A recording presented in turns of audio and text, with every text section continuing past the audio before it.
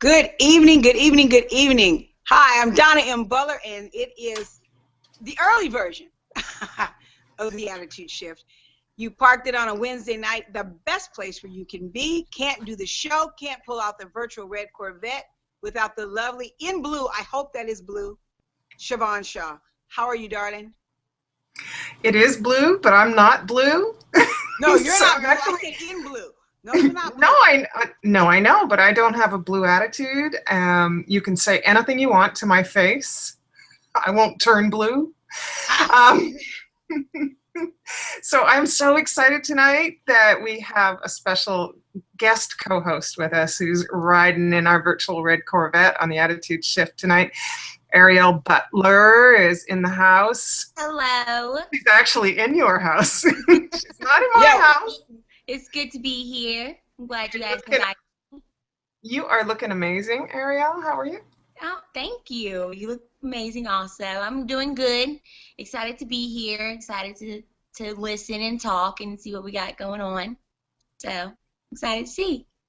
Cool. What's so cool is she's sitting like right here next to me. Like you can see her, let's squeeze in. Here we are. You know how cool that is? And as we go on with the show, we're going to be talking about why she's sitting here next to me and why it's such a privilege for me to have her with me in the virtual red Corvette tonight with us.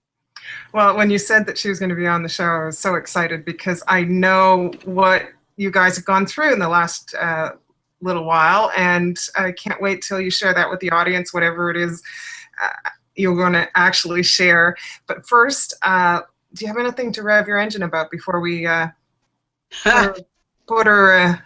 put her in drive and take a spin around tonight? Yeah, I'm gonna rev my engine hard on this one. And as we were talking prior to the show, we were talking about women, and I talked about the women that in my world, around my lane, that have really, really, really put the pedal to the metal and done some stupid crap over the last 48 hours. So I can't go into detail, can't go into names, but I will say this. I want to say this message to women that are stuck in relationships that they think they can't get out of, that are stuck in relationships that they have confused for love, stuck in relationships that make you go out of your zone, out of your lane, and crash into someone else's lane. I want to say to those women, get over it. Tonight, I really want to put a plea out to women that are in a position of where they want to hurt their man, where they want to put themselves in a position where there's no going back. There's no going back, that they put themselves out there to do things that cause harm to not only the person they love, but even themselves. It's time to wake up, women. It's time. It is so time to get your acts together. If a man doesn't want you, then why fight for him? Why go out and destroy your own life for someone else? And I'm so sick of seeing it. It's just not in my world. It's just on Facebook. You see it in the news. Women that do just horrific crimes for the sake of someone they thought they're in love with, or jealousy, or whatever the case may be. Women, wake up. You are queens. Treat yourself as such. Treat yourself as such. And I just am very disappointed by what I'm seeing around me right now with some of the women that I know personally. And I just hope that tonight, if one woman puts down that cell phone and stops going through her man's phone trying to see what he's doing, if one woman tonight will tell her husband or her man or whatever, honey, it's okay to go bowling with the fellas or whatever, if one woman will just put aside some of that jealousy and stuff and realize how important she is, I would just be happy to reach one woman tonight. And you're right. You've nailed it on the head. You need to wake up. You need to become aware that your behavior is actually a reflection of who you are. Right. Right, Arielle? Yes. I think one of the things is that a lot of women confuse love and jealousy with the same thing. I think that not only the women, but I think the guy feeds off of it also. I think that he likes the excitement, or she likes the excitement. They feel like they make each other significant in a way, and no one everyone likes that. Everyone likes to feel significant from someone, and you don't want to leave that, even if it being the case of it being an abusive relationship or it being, you know, a not good relationship. I think that a lot of people stay because they feel good and accepted by that person, even it being bad, you know. I And like that. I actually like that. Significant. So even if it's a negative, right, they're still feeling like they're important in that person's life, even if they're being abused. right, exactly. So I think It's loving ourselves is the number one thing that you have to do, and make a list of things that are important in your life and analyze that list and see how this relationship is affecting those things on your list, you know. I think that's something that all of us maybe should do, and see what things that we're doing in our lives are affecting things that are important to us. Hey, Donna, have you ever been outrageously jealous? Once. Ooh. Once. I'm going to be perfectly honest. One time, when I first got married, one time, my mother-in-law, and I'm putting it out there, we keep it real on the show, my mother-in-law decided to bring my husband's ex-girlfriend around. As a matter of fact, when Arielle was first born. And I was at my worst. I was in a robe. That's a no-no. I was carrying a baby on my arm, and his mother shows up with his ex-girlfriend. So my thing of jealousy came first when this girl walks in, and I'm in a pink robe, and I just had a baby, you know, a few weeks ago, and I'm looking really like I just had a baby a few weeks ago. And then here she comes in with this woman, and this woman didn't look like she had any kids or whatever, and there was a connection there with my husband. So yeah, I was pissed off, and so I got mad. I said a few things. I said a few things to my mother-in-law, said a few things to Ivy, threw some things at Ivy, punched him when they left. Okay, but this is a great segue because you actually said it to their face. Yeah, you know what? God, we're in tune, because Exactly. that is exactly what I was going to say as we led into the show. I was going to say, wasn't the best thing, but I wasn't going to let them walk out without hearing how I feel.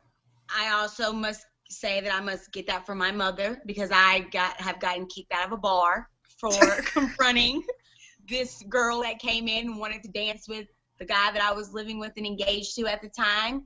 And, you know, liquor courage wasn't even a part of it, because I didn't even need liquid courage for this. So I just went up to the girl and I told her, you know, this is mine.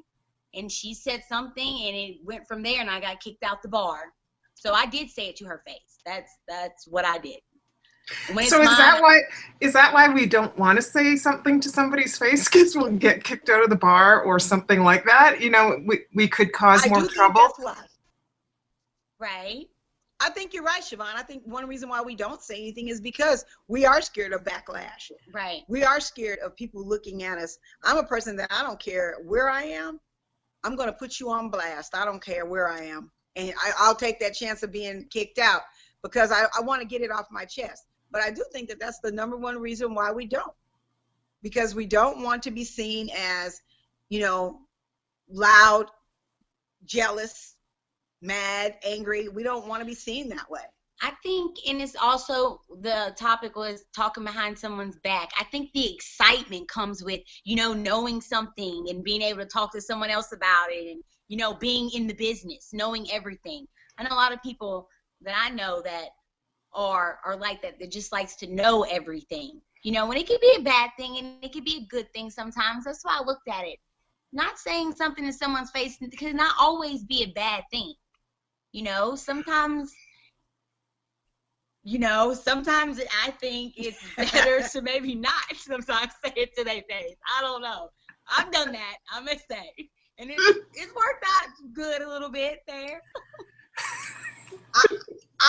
It's funny that she's saying that, because in the situation that we're in right now, as many of our viewers know, as many people that follow my life and know what we're going through right now, Arielle is how many days? 24. 24 days sober. Yay! I'm so proud of you.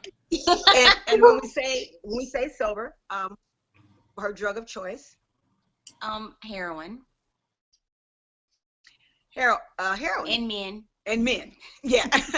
And so with that being said, you know, people speculate, which is why one reason why we wanted to do this particular topic, because I feel if there's anyone that wants to ask questions, she's right here. She's come clean on things.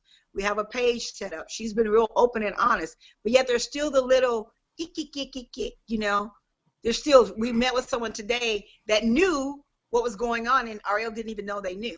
And Arielle said, well, how did you know that was what I was dealing with? It's talk. It's talk. But out of all the people that talked, no one ever came to me, or even that person I talked to, they didn't come to me and ask me anything. And I was very close with that person, you know, and they felt like it wasn't their place. Like once I found I did, they felt like, well, maybe it's not my place. So when is it a good place or good time question. For us to tell someone something to their face? When is it our place? Yeah, when is it our place? To get in your face, you know? When is it our place to come up to somebody and say, hey, I understand you might be on heroin or having a few problems. Can I help you? Is it true? Well, is that cool to do? When you have a talk show, I think it's a good thing. So I do have something to say to Arielle's face. Yay. Yay. So I am really excited that you are working through this. I don't even know the terms to use, so I'm just going to say it. That when I met you 4 or 5 years ago, you were this amazing young woman with this very bright future, and then as heroin was introduced to your life, I saw not only you, but your whole family kind of just sort of wrinkle up and crumple up. Yes. And I was a silent observer from back here because I talked to your mom every day, right? So I knew what was going on, but I couldn't be there to help in any way. The only way I could help was just to support your mom. And I am so proud of you and so excited that you are 24 days clean and that you are working every day. I don't even know what you're doing, but I have a feeling that you're doing that, working every day. You're working every day at it, and I think, you know, I think that's exactly what it is. Whether it's an addiction, or you are just a big gossip, or you're jealous about your boyfriend, or any of the attitudes that we talk about on the Attitude Shift, whether it's way over here on this very serious side or kind of over here on the kind of like you're cracked kind of side, like this sort of funny side of life, I think that the fact that you're aware of it is the first step to making changes in your life. And I just know your potential. I just know it, and I'm so excited for you. Thank you so much, Siobhan. That means a lot, and I'm pretty excited too, because I know also my potential, and being with you guys and seeing my mom, you know, being like, dang, I missed out on 5 years of this. You know what I'm saying? Like, you look back and you start looking at things differently. Like I said, I made a list also for myself, and I look at my list now, and I'm starting to build my list with more things that are of importance to me that before wasn't at all. But now looking sober and realizing what I have and saying things to people's face that I wish that I would have said long before has helped so much. Is there something that you've said to your mom's face or your dad's face recently that you wouldn't have said when you were high? That I wouldn't. Yes, I love you.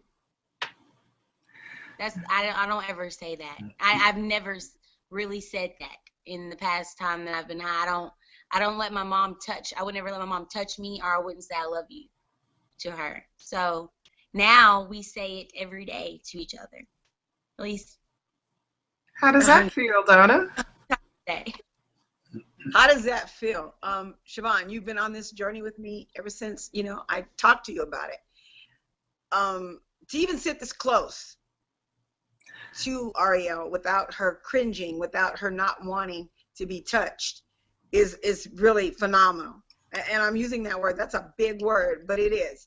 It is phenomenal because we've been watching this for years, for 2 years, and to not touch your child because it's something that irritated them, to not hear her say, I love you, to go on a show sometimes on a Wednesday night, not even knowing where she is, not knowing that by the time I get off the show, what might have happened. That's all been a part of it. But the beauty of it is that getting in her face was probably the best thing that I could have ever done. Yeah, I agree. Was to get in her face. So can you share with the audience how you got in her face? What was it that? She tackled me in front of the police station, and I was arrested, and I spent 15 days in jail. I was caught with syringes in my shirt. I was headed to go meet. In Baton Rouge, you can meet someone and get syringes. They will meet you anywhere in Baton Rouge, and you can get syringes. So I was meeting that person, and my mom got out the car and was yelling at the lady, saying, how could you give my daughter these syringes, you know? And the lady was thinking that it was saving me because it was keeping me from getting HIV. But I could be dead in 2 hours from overdosing from a heroin shot, you know? So it's a two-sided way to look at it. But my mom tackled me in front of the police station before I could even make it anywhere else after that. And what were you thinking when your mom got you down on the ground? I mean, I can't imagine the what that looked craziest like. thing I thought, like I can still say to this day, or when I was in jail, all I could say was she was so strong. Like I tried with everything I could, Siobhan, to pull her off of me and grab her. Any other time, I would have got her off me, but this time it seemed like she had 20 men helping her pull me down. And then she got me down and kept me down and Got in her face. got in my face.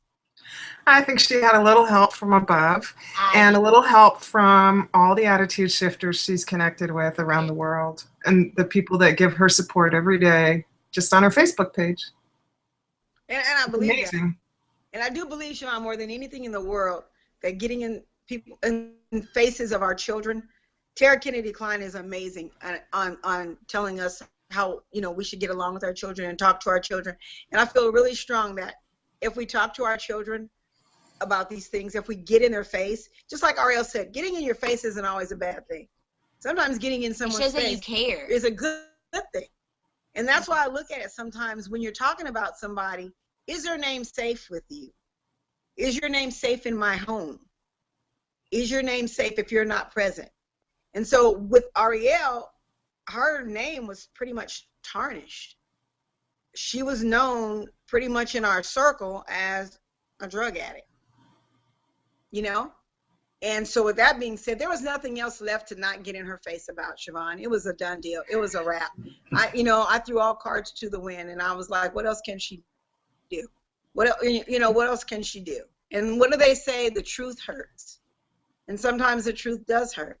And it hurt me, I think, more than it hurt her, because I was the idiot that let this go on for so long. And I'm calling myself an idiot right now because I let it go on for so long. I saw this. I saw her go from, like you said, 4 years ago to where she was. I saw that. And as a mother and as a responsible person, I should have done more. I should have got in her face a year ago. Arielle, without this intervention, without your mom actually, throwing you down to the ground, I just can't believe that. Do you think you'd be sitting here today? A year ago, maybe not. Probably no. I probably didn't think I'd be sitting here at all, actually, because, like I said, I was playing Russian roulette with my life every day, and I didn't expect. I was aware, and I know it hurts my mom, but I was comfortable with knowing that I might not live tomorrow. You know what I'm saying? To me, I accepted that. I knew that was an option, and to think that it's crazy, but it was. I accepted that, and now I didn't see myself sitting here. No. Was that the drugs thinking that way, or was that you and your spirit thinking that way? That's a good question. That's a good question. It's an excellent question. I'm going to have to say that was definitely me. That was me. It wasn't the drugs, because so much you were going there was through. so much that happened that I was going through that I had already given up. I gave up when I met heroin. I had already given up. I was already doing drugs before I got on heroin. So for me, that was just, it was what it was. And it's crazy to look at me now and think that a lot of people just don't think, they look at her and be like, how? Yeah. What? Like, when I went to detox, everybody thought I was in there for alcoholism or something like that. When I said I was an IV user for heroin, which is the worst you can be, no one could believe it. So that's crazy to me that it has a face, first off, which that's one thing I'm trying to change, is that heroin has no face. It is anyone. It's the soccer mom who lives next door, the boy across the street, it's the police officer. It's all of it. So I'm working on that. I want to change that outlook that people have. But it was definitely me feeling that way. I know that. I know that. So you're saying that you'd gotten to a point in your life where things just weren't working out, that you were ready to leave the planet, leave this earth, leave your body. So you were already in the coffin, and the heroin was just the nail that was going to seal it shut. I felt like I had already left the world. Honestly, I felt like I didn't exist. Like, I felt like I was in a tunnel vision. Like, I was so much that I can't remember that I'm remembering now, that's coming back to me after so long.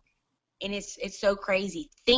Literally thinking throughout the day is a new thing for me. You mean like just those random thoughts? Just random thoughts like, you know, that mushroom burger will be so great tonight. Like, I think I might make that for myself. That's crazy to me because I'm like, you know, things taste different now. You know, smells, all kinds of things. It's like being reborn. It's amazing. We went down for a walk, and we parked the car, and Arielle put money in the meter, and she was like, I've never done that before. Are you serious? I've never done that. And this is my child that's 25 years old that I just was standing there like, wow. It's like a newborn, and I call her that. She's a newbie. I mean, there's things that she's doing that, she hasn't done in so long that she forgot how to do them, or she can't remember doing them before. So it's like having a person that's living life all over again. I'm going to counseling now, and my counselor showed me what a brain looks like from someone using heroin, you know, to 7 years of using heroin. I've been using drugs for 5.5 years now, hardcore drugs. I've been on heroin for 2.5 years. It is crazy what the brain looks like. I'm having to rebuild my brain. I'm having to redo everything. Like I said, being reborn, I'm having to redo everything. And it can be hard, but it can be a challenge. And I'm up for the challenge. I'm putting all that strength I put into finding dope every day to my happiness in myself. I've got to quote you on that, so I can't do it right now. Yeah, I mean, that's an amazing. But tomorrow I've got to quote you on that. When she said that the other day, I was just like amazed, because that's exactly what she said. And I looked at her, you know, the effort, and she had made a lot of effort to get her high every day. You know, that's another thing. That's another in your face thing. At what point do you get in her face and say, you know, that's it? You can't steal the car anymore. You can't take money anymore. You can't do this anymore. And the crazy thing about it is that I know so many people, parents, that their kids, they rather see them not hurt and go get it for them, or get them, than to see them, than to go through that and see their kid in pain, or to speak up and say anything because they don't want anyone else to know. They rather go out there and get it for them themselves, you know, than to be, my kid's on heroin. My kid's one of those. You know? So are you saying parents who do that are wrong? They're wrong. It's wrong thinking? Ooh. I'm going to say one thing because say it. Say it to my face. We're going to be in face. There's a lot of resentment towards my mom at one time that I felt that I had to work through, because my mom, I felt like, now being sober, looking at it, I regret it, because I felt like my mom helped with a lot of it too. My mom knew. My mom didn't say anything. No one said anything. My dad didn't say anything. My sisters didn't say anything. My sister would come from Texas, and they would all see the marks on my hands and see it all and know, but no one said anything. And that's the loneliest feeling, I think, ever, is for people to know something like that and not to say anything. Because to me, it seemed like they didn't care. So if they didn't care, why should I care? See, this is what we have to do, this get in your face thing, because she's right. Like I said, it's like the elephant in the room. My thing was, if I can see her at night and I can see her breathing, and I remember talking to you and telling you that I, don't know if she's going to make it through the night, don't know. That's hard to do. And so the resentment that she feels, it's just, right. I feel like I put that on her also. Like, she was an addict also, and it turned to resentment. And now being sober and looking at things a lot, well, my mom loves me more than anybody, and I love my mom more than anybody. And I know what she did was because no one knows what to do. What do you do? What do you do? And that's funny, Siobhan, because I like how she said no one knows what to do, because you don't. You throw your hands up. I had addictions as well, but it wasn't my child. It's a whole different ball game when it's your child. It's a whole different ball game, and you don't know what to do. All you want to do is save them. All you want to do is make them, like you just said, make the pain go away. I did not want to see my daughter sick, but I didn't know how to help her until I got up the courage, got the balls to say, don't do this. I'm not going to let you do this anymore. I'm not going to let you do this anymore. So that's when you have to do that. That's when I had to grow up. I had to grow up. And I did. I grew up. And I told her, I'm addicted to her. I was addicted to her. And that's funny, because I had to see her. I had to hear her voice. I had to know where she was sleeping. If she was somewhere that I didn't know where she was, I would call her. Like she would call for dope, I would call her. Ring, ring, ring, ring, ring, ring, ring, that phone, constantly, up all night, wondering. Yeah. But how cool is it now to be able to say, to look at it, and we look at this, and we talk about things from the past. We talk about what she's done. She's coming clean and opening up. I'm opening up on feelings that I had, resentment that I had, anger that I had, and it's a clean slate. And that's what getting in your face sometimes does. It gives you the opportunity to get it all out and start over clean. That's amazing. So by getting in her face, right in your face, down on the ground in front of the cop shop, that's amazing. You actually saved her life. And she saved mine. Because the last thing I said to my mom before she tackled me was, all I could kept saying to her was, just please let me go get high. Just one more time. Just please let me go. And she wouldn't. And there was no more one more time. No more. No more times. No. And that's the, what happened. What happened to all the people that were in your face when you were high and helped you get high, and they were always there to egg you on to get high? Where are those people today? They are nowhere to be found. Gone. They tried. Oh, they tried. The crazy thing about it is that to me, I saw two of my dealers in jail while I was in jail. They were in jail also. And they told me that you look really bad and you need to get off of that. So I turned that around, and I'm sitting in jail, and I'm like, if they tell me that, that's really bad. That's really bad.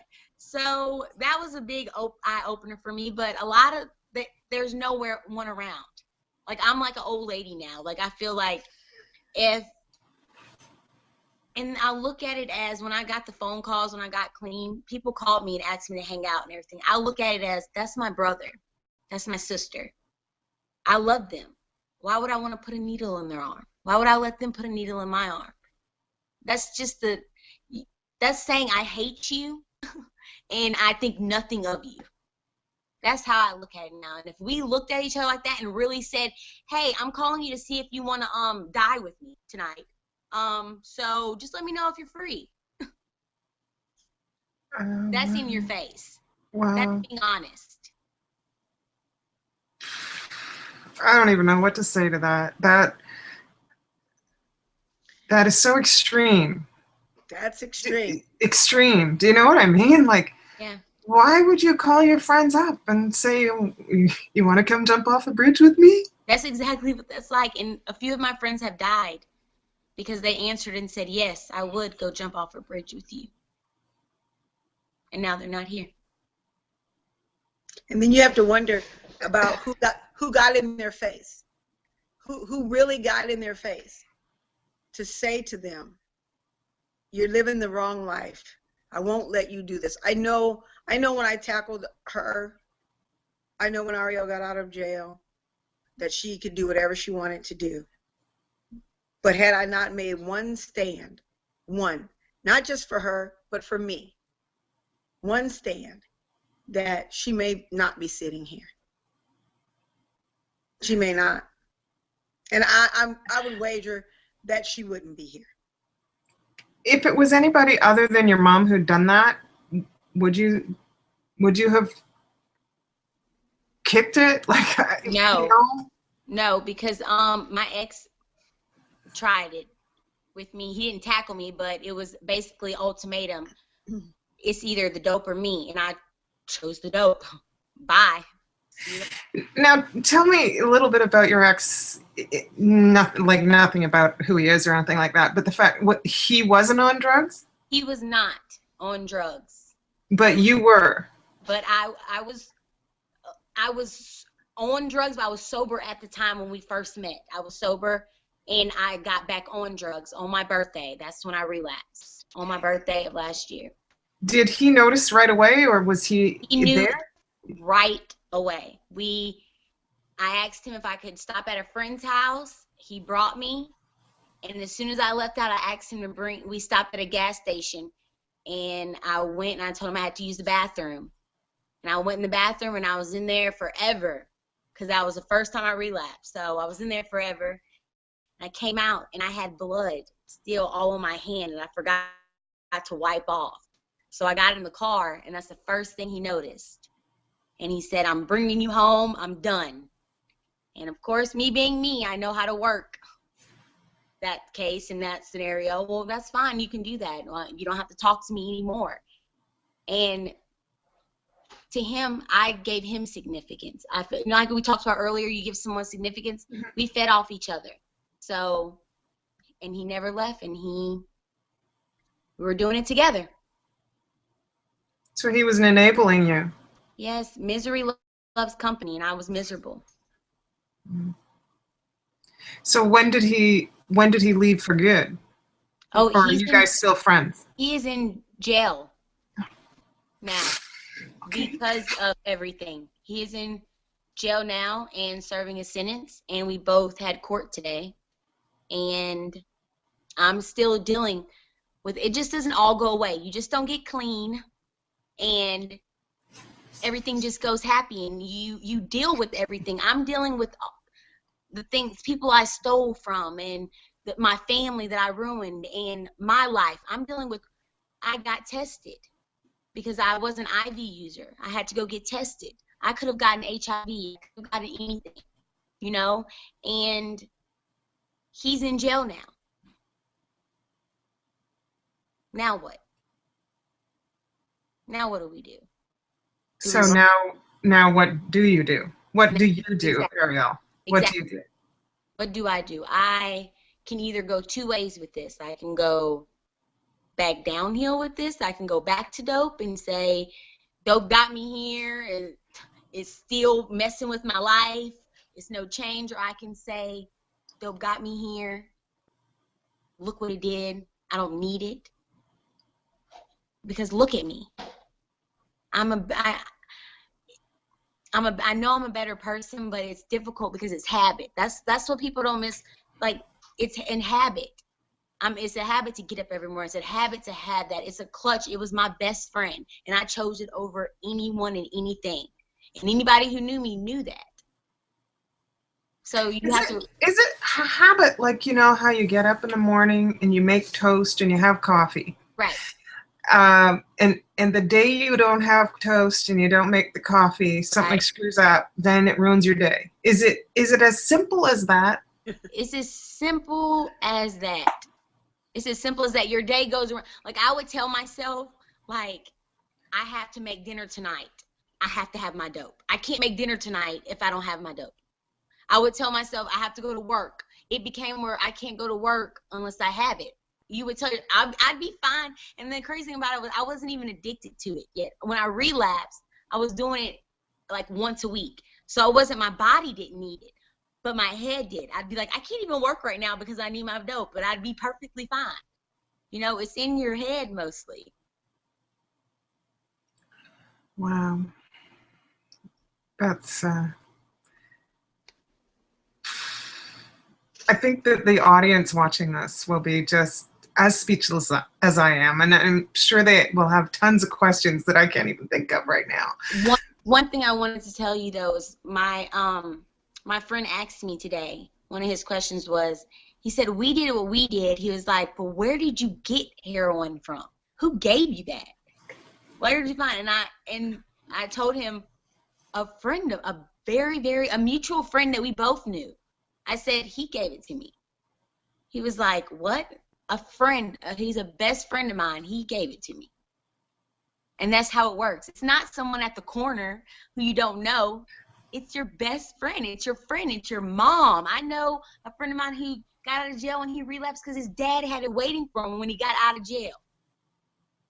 It's not who you think it is. It's your best friend that will give it to you. It's that's why I say I'll call you and I'll say, hey, you want to go die with me? Because that's what that's like. If you really look at it, that's what that's like. So when you see the neighbor lady leaving the house at the same time every day, and then she comes back half an hour later, she's probably going to go get her heroin, right? I look at everything like that, Siobhan. Like, I'll be like, in the neighborhood, I'll be like, they have a lot of cars over there. They're always leaving and coming and going. I was like, I bet they're doing that over there. That's how you look at it. I look at people and I can tell, like, you can't get nothing past me. I got you. Like, don't even try. Like, that's what happens. I know. I've seen the same van circling the cul-de-sac for every day for a week because I happen to have been outside at the same time for some reason, go walking the dog. But really, I've seen the same van, and it pulls up to a house, and it's there just for enough time for the person to get out of the car and go to the front door. Oh, yeah. And then they get back in the car, and then they drive around the cul-de-sac, and they stop in another house, in front of another house, and they stay there like a few minutes, and then they drive off. And this happens every day. Oh yeah, they're doing something. Oh yeah, they're I've started noticing it, right? Because you wouldn't notice it because unless you happen to be outside those. Right. If you notice, you look at things like that. That's how cops pick up on things. That's how neighbors, because the same car goes to, like, I was doing the same day. You could look at the time and be like, 10 o'clock, Arielle will be over at the house. If it's the same thing, I could get caught anytime, you know. My mom. Yeah, you see the same car going down this dead-end street. The same. Where are you going? You don't live down that dead-end street. Where are you going? Where are you going? Remember, I got you on the street, and I took a picture of her. Not too long ago, before this final thing right here. Yeah, I picked her up in the neighborhood, and she had made me mad, and she lied to me, and she ended up in a neighborhood where I came to get her, and it was just a neighborhood that looked like, I mean, you knew what was going on. Every corner, around the corner, and then I was looking for her not too long after that, with a friend of mine, we went on a hunt looking for her. And every corner, they were coming out to the car. I mean, I'm in the car looking for my daughter. They don't care. They walk up to your car. They're wanting to know what you're looking for, you know? So it's not like you think you see it on TV, the back alley where the guy standing there going, psst, psst. Yeah. No, it's in your face. That's another thing. You it's pull up in at the gas station and they know who to look for. Like they know who's looking for what's, you can eye it. I used to sell it. That's why I know both sides. I used to do it. I started off trying to sell it. Then I got hooked on my supply. So I know who to look for. So it's easy. It's easy to see and it's easy to know. So I know. So coming back to the in your face side of this show, and you know, you said that, so if it had been anybody other than your mother who got in your face, you'd still be hooked on drugs. Yeah. I think so. So is that why people don't want to say things to your face? Do you see what I mean? Like, you know, Siobhan, you're fat. You're going to get diabetes, right? If somebody was concerned about that, but they wouldn't want to say it to me. Right. Right? I mean, that's exactly like how it is. So I was saying, for somebody to say that they know that I was on something, or that you being big, not wanting to say it because they don't want to hurt your feelings, but some people, just like the case with, okay, if you saw your best friend's man with another woman, would you say that to your friend? Would women really say that to their friend? Because I tried it and it backfired, and I don't talk to that girl anymore. But really, is the say it to your face gossip, or is it like gossip, like, oh, you know, that guy's screwing around on you? Because that's more gossip to me. I think it could be made gossip, Siobhan. I think. Or you're ignorant. Like that's something that you wouldn't want to say to somebody's face. Right. But people will say it on their status to each other. That's amazing that you say that, because you know what? Arielle mentioned liquid courage when she talked about drinking. I say keyboard courage is what sometimes people get when they go to their Facebook status and decide they want to go on a rampage and say all this stuff. You know, whether it be gossip, whether it be true, they get that keyboard courage. Right. And they tap it all out there. Sometimes they have regrets. Sometimes they really have done a service to calling someone out. And sometimes it's just a bunch of bull crap. And I'm really serious. Sometimes it's just a bunch of bull crap. And that's why I think that, you know, keep the status off of it. If you have to say something to somebody and you really want to say it to them, say it to them. We become so lazy. We become so shiftless. Right. And you make note of that word, shiftless. We become so shiftless that we just have it, pick up the Facebook, the iPhone, the keyboard, and we just tap it out. Instead of thinking about it for a minute, going, do I really want to say this to this person? How would I feel if it was being said to me? Is there a constructive way to do it? How do I do this and get the best results out of it? We're so busy trying to hurt people and destroy people, and to, you know, I blame the media once again, because they keep shoving these housewives down our throat. They keep shoving all these fights. They keep shoving all the teen pregnancies and the crap that goes along with that. They keep shoving that down our faces, and that is the only way we know how to communicate now. Mm-hmm. It's just to get in your face and tell you you're a piece of crap, you're not going to be good, you're unworthy, you're this, you're that, pull the weave out. Yeah, what women call other women.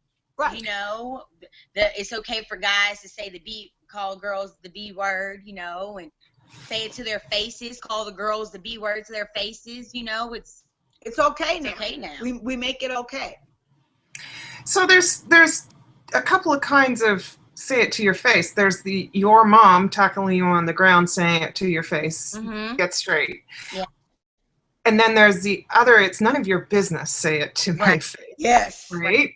Like that's a whole other category. Right? And then there's got to be say it to your own face. Does that make sense?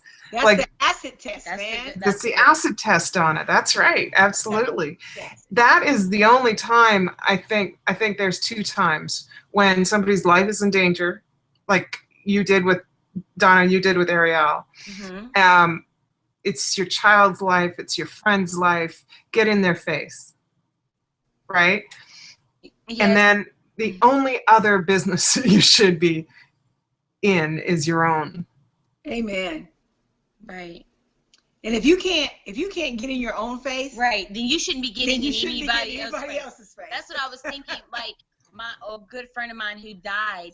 I was one of the last people that got to talk to him before he died, and he OD'd on heroin.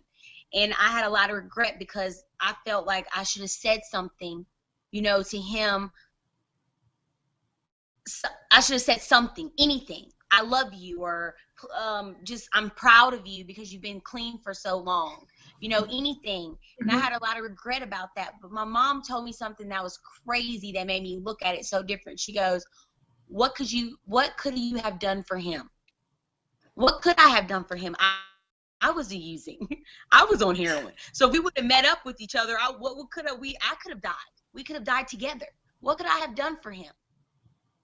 I couldn't even look at myself and say that. So I feel like you had a 2-for-1 deal at the funeral home. That's what you could have done, I guess. I mean, if you look at it that clearly and that like in your face, right? That's what you could have done. Like my mom, yeah, 2-for-1 deal. What would you have done if you would have saw him? She would have done it too. She would have shot dope with him there, and instead of watching one mother grieve, it would have been 2 mothers grieving. So I feel like the acid test is very important. I feel like we should maybe do the acid test before we even start to say anything to anyone else. I know. Be like, am I doing this before I say this to her? Am I doing, you tell a girl, why are you with him? He hits on you, but you're stuck in a relationship with a guy who cheats on you every day, Donna, so you used to do you still do the acid test. I don't know if you do it every day, and you used to do it every night. Do you think that if you couldn't look at yourself in the mirror and ask yourself the tough questions and work on your own foibles, like your own failures, your own things in your life that really suck, would you have been able to take Arielle down on the ground and say it to her face and tell her to get up? No, because the more I started looking at myself in the mirror, the more I started checking myself, the more I started saying, what kind of mother are you? Here you are knowing that when you give her $40, I don't give a care if she's saying, but Mom, I'm going to buy shoes. We're all my friends, we're all going to lunch, we're all going to do this.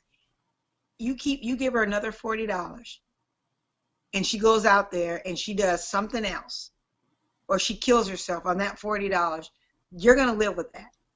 So you've got to shut your mouth about all these threats that you're going to do, and you've got to go and do it. You've just got to, because I threatened many times, Arielle, I'm not going to talk to you anymore. This is the last time. I can't give you any money. You got to go get help. You got to go do this. You got to go do that. And every single time I do that, I would still help her out, give her a ride, give her the keys, give her this, give her that. So finally, I had to take that acid test and look in the mirror, and I felt like that big. Really, honest to God, I felt that big. And I said, what kind of mother are you that you would let her do this and keep doing it?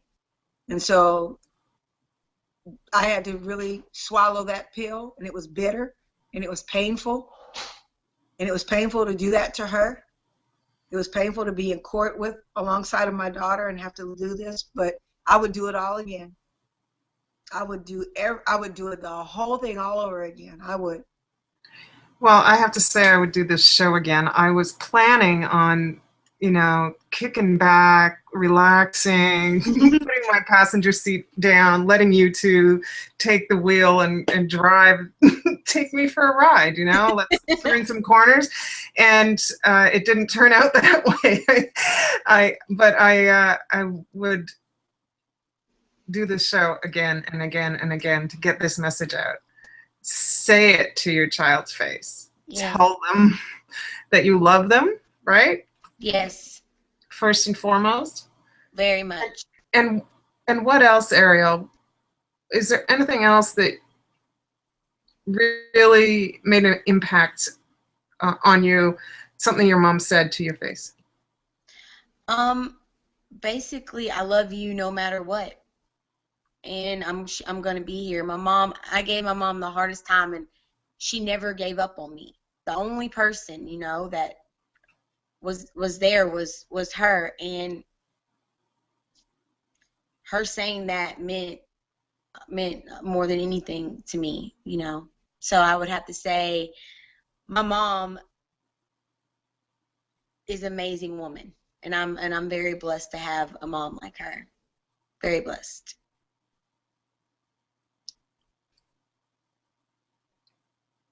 I'm just smiling. I've been with you on this journey, and I'm just smiling. It's wonderful. It is. It's amazing. It just shows the strength. Siobhan, we've always, for 5 years, we've talked about a toe chain. For 5 years, we've talked about, get that camera back on you so everybody can see. For 5 years, we've talked about a toe chain. We've talked about links. We've talked about strength. We've talked about when you get strong to pull someone else along. Never before have I really seen it in action as during this past year. From the time you knew, you were always there. And when I got strong to talk about it, I was able to talk about it to people. And then there were people that grabbed on too. Michael K., Tara Kennedy Klein,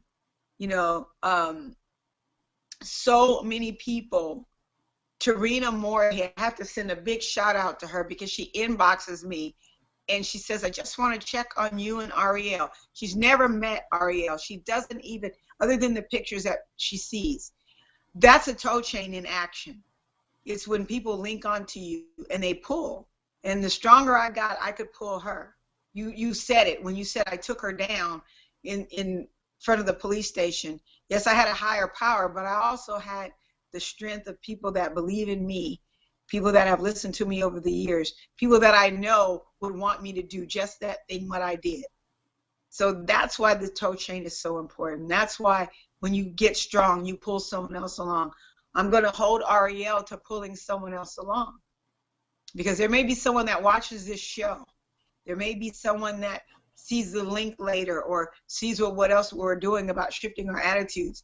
And so she's got to be responsible now, and she's got to do what's been done for her. And with that toe train is going to get so strong that she's going to have a link in front of her and a link behind her, and it's going to be pulling and leading and guiding. This will all be something that, like she says, it's like a dream right now, surreal, that she was ever that person. That she doesn't have to look back in that rearview mirror like we say in our book. You're not looking in that rearview mirror letting it catch up to her. She's just looking in that rearview mirror going, ha, that used to be me, but I'm not that anymore. And she's kicking rocks and shooting down the highway.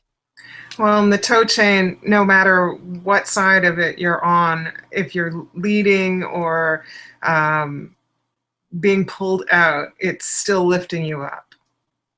Absolutely. Yeah. And it's an amazing thing because you can feel down in the dumps at the same time as you're pulling somebody else out. Exactly. And I'm part of your toe chain and always will be. Your family to me, and it is now time to put it in park because we could go on forever. I will say a shout out to everybody who's been there and have commented on the pictures. Like, I don't know who Michael is either, or Tara or anything, but they've commented and said amazing things, and I'm so grateful to everyone for their support, and I just wanted to say that. So thank you all who've been there for me through this. And with that being said, we're going to put this baby in park. I'm getting close here. It has been a ride of a lifetime. This is something that you asked, did she dream that it would happen? I didn't. I knew she could be well. I knew she'd be okay.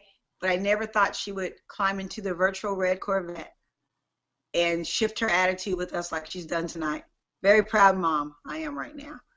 To everybody on my toe chain, Siobhan, you lead it, because you're that titanium link that kind of linked on me first. We kind of linked together. We love you, Siobhan. We love you very, very much. And to everyone that's out there struggling with the in your face, don't be scared. Don't be scared to get in someone's face. Do it with love. Do it with love in your heart. Do it with love in your heart, not to hurt, not to belittle, not to ridicule. Do it with love, and I promise you, they may not get it right away, but eventually they'll get it, and they'll come back. Save a life.